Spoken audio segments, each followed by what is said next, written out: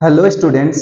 मैं हूं अभिषेक खंडेलवाल और स्वागत करता हूं आपका न्यूज एजुकेशन चैनल पे। दोस्तों, आज का जो हमारा टॉपिक है वो है marginal rate of subsidy. Exam में क्वेश्चन देखने को मिलता है, बच्चों का एक क्वेश्चन रहता है कि सर हम लोग इसको कैसे कंप्लीट करें या इसको कैसे लॉन्ग टर्म तक याद रख सकते हैं, या बहुत बार ये जो इसका फॉर्मूला है उसको हम लोग कैसे याद रख सकते हैं, टेबल के थ्रू हम लोग ग्राफ कैसे बन सकते हैं। तो इन सारे सवालों का जवाब आप लोगों को यहाँ मिलने वाला है। दोस्तों, अगर अभी तक आप लोगों ने चैनल को सब्सक्राइब नहीं किया है तो सबसे पहले चैनल को सब्सक्राइब कर दे और बेल आइकन को प्रेस कर दे, ताकि जैसे ही वीडियो अपलोड हो आप लोगों के पास नोटिफिकेशन आ जाए। तो अब हम लोग स्टार्ट करते हैं। हमारा जो टॉपिक है मार्जिनल रेट ऑफ सब्स्टिट्यूशन। देखो, मैंने यहाँ शॉर्टकट में लिखा है एमआरएस। हम लोग शॉर्टकट में इसको क्या बोलते हैं? एमआरएस। बच्चों, एक चीज का हमेशा ध्यान रखना कि जब भी हम लोग एमआरएस पढ़े तो हमेशा जो इसका नाम है उसी में डेफिनेशन लिखी हुई है। हम लोगों को समझना है नाम के अंदर डेफिनेशन कैसे लिखी हुई है या हम लोग कैसे समझ सकते हैं। देखो, मार्जिनल रेट ऑफ सब्स्टिट्यूशन मतलब मार्जिनल और रेट। हमेशा एक चीज का ध्यान रखना, जब भी वर्ड आए मार्जिनल, मार्जिनल वर्ड जब भी आए तो उसका मतलब है एडिशनल, एडिशनल, ठीक है। और रेट, अब ये कब है वो मैं बताऊंगा। ऑफ सब्स्टिट्यूशन, सब्स्टिट्यूशन का मीन्स है आपके पास दो गुड्स है और एक को दूसरे की जगह काम में ले रहे हो, या एक को कम काम में ले रहे हो दूसरे को बढ़ा रहे हो, उसको हम लोग सब्स्टिट्यूशन बोलते हैं। तो जिस रेट पे हम लोग सब्स्टिट्यूशन कर रहे हैं वो कहलाती है एमआरएस। आई होप आप लोगों को नाम से समझ में आ गया होगा। और अब हम लोग डेफिनेशन के द्वारा, एग्जाम्पल के द्वारा, इन सारी चीजों के द्वारा हम लोग एमआरएस को समझेंगे। देखो, सबसे पहले मैंने डेफिनेशन पार्ट लिखा हुआ है कि marginal rate of substitution is the rate. वो क्या है? एक रेट है at which the consumer is prepare to exchange. Consumer क्या है? प्रिपेयर है किसके लिए? एक्सचेंज के लिए। क्या एक्सचेंज के लिए? कि जो गुड्स एक्स है और जो वाई है, ठीक है, उसको एक्सचेंज करने के लिए रेडी है कि कितने पे कितनी, अगर एक को कम करना पड़ेगा तो दूसरी कितनी इंक्रीज हो रही है, अगर एक का लॉस होगा तो दूसरी कितनी गेन हो रही है। That is called the marginal rate of substitution, ठीक है। Holding the level of satisfaction constant, जहां पे जो आईसी कर्व होता है उस पे सेम लेवल या सेम सेटिस्फेक्शन होता है। आई होप आप लोगों को डेफिनेशन पार्ट समझ में आ गया होगा। थोड़ा और आगे चलते हैं ताकि हम लोगों को सारी चीजें क्लियर हो जाए। देखो, मैंने लिखा है the MRS at any point on the IC is equal to the slope of the curve at that point. इसका कहने का मतलब है, ये जो लाइन है ये हम लोगों ने एक डायग्राम बना रखा है।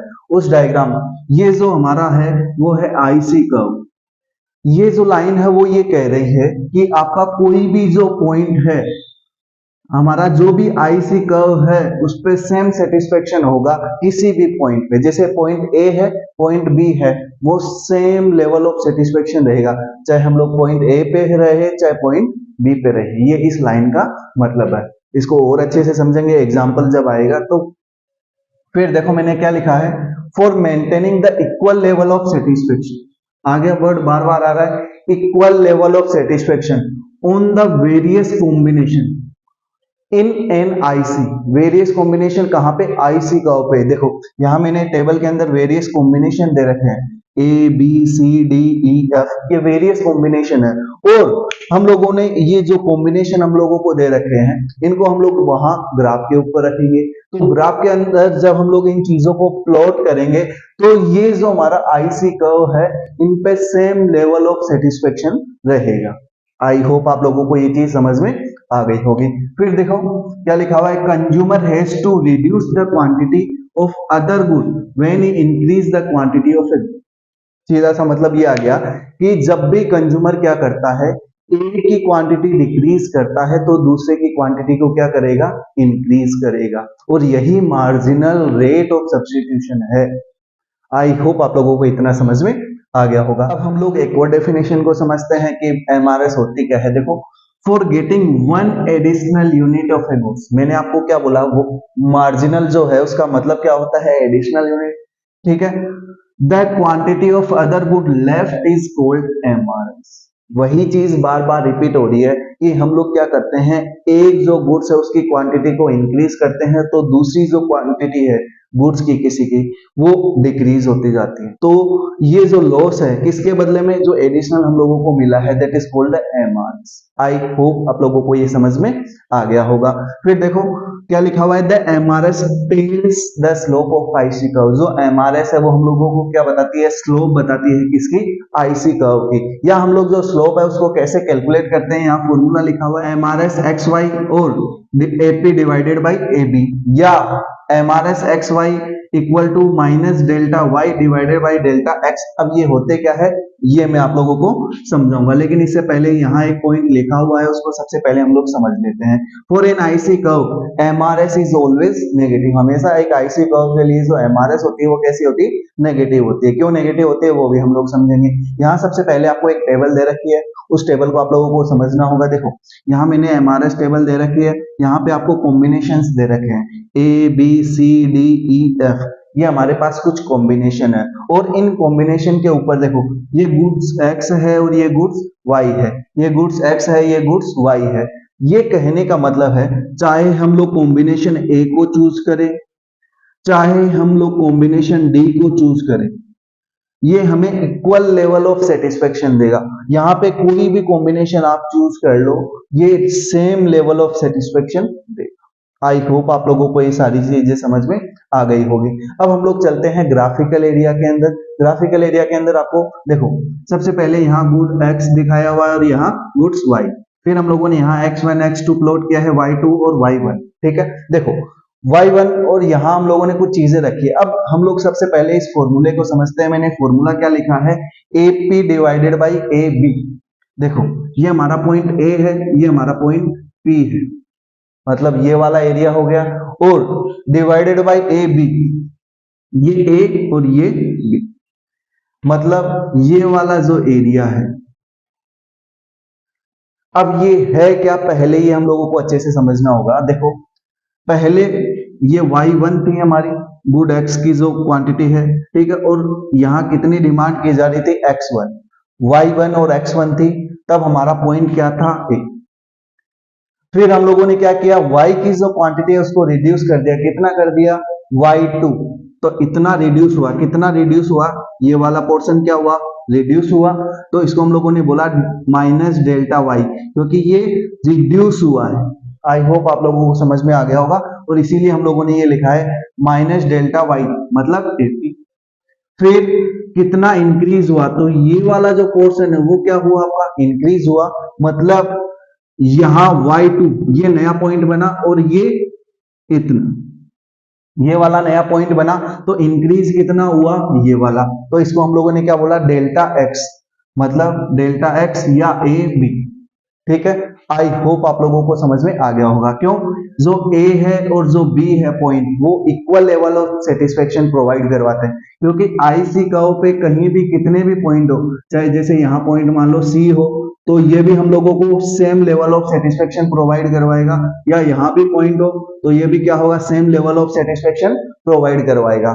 आई होप आप लोगों को ये डायग्राम समझ में आ गया होगा, और कैसे ये हम लोगों ने बनाया है और कैसे ये फॉर्मूले बने हुए हैं, ये सारी चीजें आप लोगों को समझ में आ गई होगी। अब हम लोग ये समझते हैं कि हम लोग इस फॉर्मूले को कैसे याद रख सकते हैं। हमेशा याद रखना, इसको याद रखने का जो सबसे आसान तरीका है वो है LG। अब ये क्वेश्चन आता है कि सर LG है क्या, देखो मैंने लिखा है delta L divided by delta G।